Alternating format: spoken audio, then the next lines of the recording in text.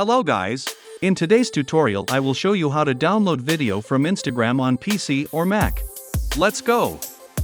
First go to your browser and open Instagram.com. Then find the video you want to download.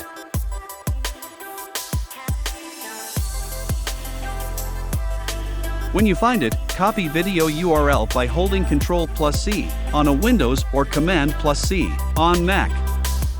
Now you just need to find an Instagram downloader and paste the URL. I've been using Snap Insta.app for a long time and it does a really great job. The link will be in the description. Now just paste the link of your video and press download. Close ad. And download video.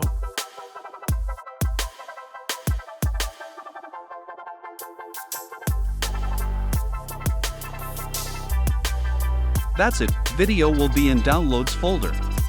If I helped you, please support me with like, subscribe and comment. What would you like to see in next videos? Thank you for watching and see you in the next video.